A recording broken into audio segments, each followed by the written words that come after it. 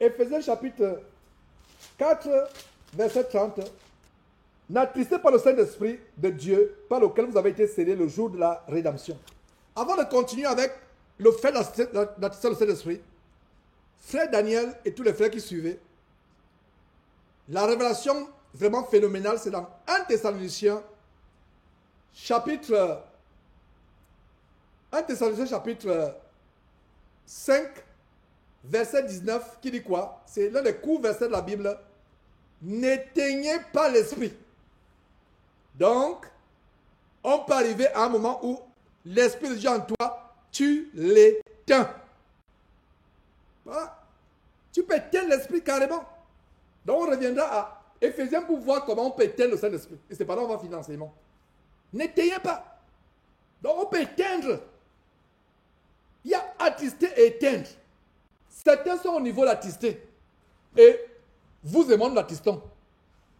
Vous et moi. J'ai dit moi. Donc, si quelqu'un regarde Georges comme étant un super saint, hey, répands-toi. Nous l'attistons. Nous l'attistons. Nous l'attistons. Mais, oh, quand tu l'as éteint, la seule chose qui va rester, les larmes vont couler de mes yeux parce que le Saint-Esprit a été éteint. Est-ce que s'il est éteint, il peut être rallumé?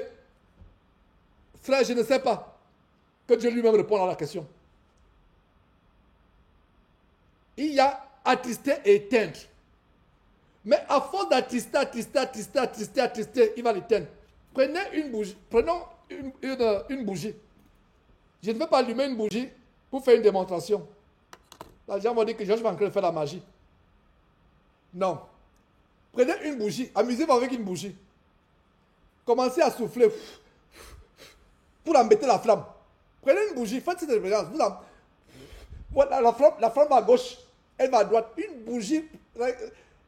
Il y a certaines personnes qui aiment les sanctuaires, etc. Avec les bougies.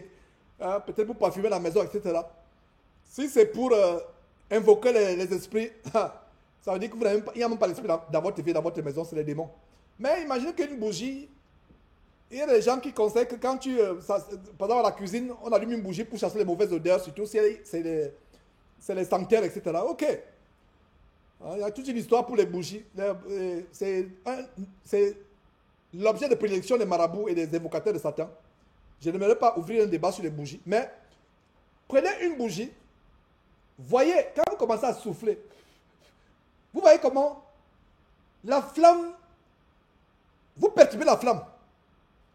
C'est la même image que j'ai avec l'image du Saint-Esprit qui est comme une colombe. La flamme et le Saint-Esprit, c'est une lumière, c'est le feu de Dieu en nous. Donc, regardez cette flamme de la bougie. Vous soufflez, vous voyez comment la flamme vous perturbez la flamme. Mais si vous insistez, qu'est-ce qui va se passer? Elle s'éteint, n'est-ce pas? Vous soufflez, vous voyez, elle résiste un peu. Et ça dépend de l'intensité de votre souffle. Vous soufflez, la flamme est ballottée à gauche, à droite, etc. Insistez, va s'éteindre. Frère, c'est exactement ce qui se passe avec le Saint-Esprit. Exactement. C'est pour cela que Paul pouvait dire à Timothée, oh mon frère Timothée, garde le dépôt. Le don que tu as reçu du Saint-Esprit, tu peux le perdre. Garde le dépôt. Ça signifie quoi? Le dépôt là, tu peux le perdre. Donc, notez très bien ce verset et encerclez-le. 1 Thessaloniciens chapitre 5, verset 19. N'éteignez pas l'esprit, et ça s'écrit avec grand E. N'éteignez pas le Saint-Esprit.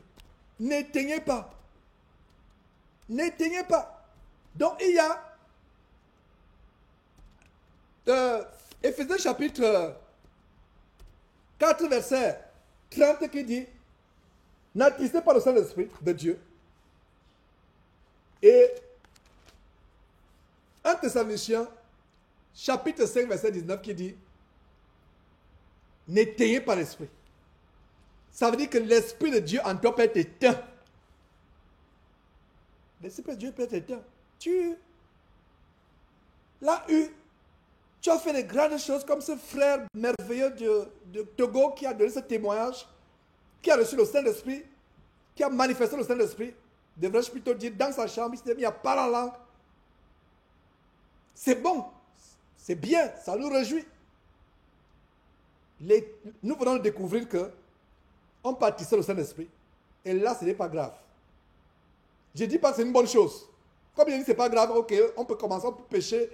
Mais il arrive à un moment où tu le fais sans même te rendre compte, il est éteint. Tu es une coquille vide. Tu es un peu sans mie.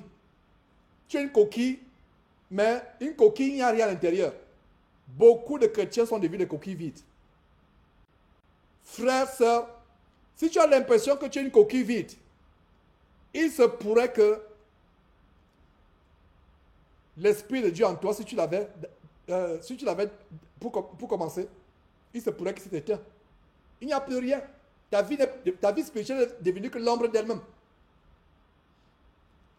Essaye, par la grâce de Dieu, de te relever. Invoque Dieu. Reprends la lecture biblique. Reprends les prières. Reprends le temps de méditation biblique. Et cours. Beaucoup parmi nous sont assis. D'autres même sont allongés. D'autres même sont dans le coma. Il faut même que j'aille plus loin. Il y a certains qui sont allongés, qui sont vivants. Il y a d'autres qui sont couchés dans le coma spirituel. Lève-toi du coma. Réveille-toi. Assieds-toi. Mets-toi sur tes deux pieds. Commence à marcher. Et cours et ne lâche plus la course. Ne lâche plus la course. Donc on peut perdre le Saint-Esprit.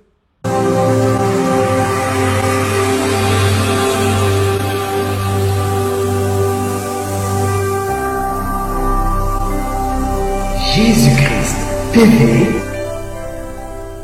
vous connaîtrez la vérité et la vérité vous affranchira.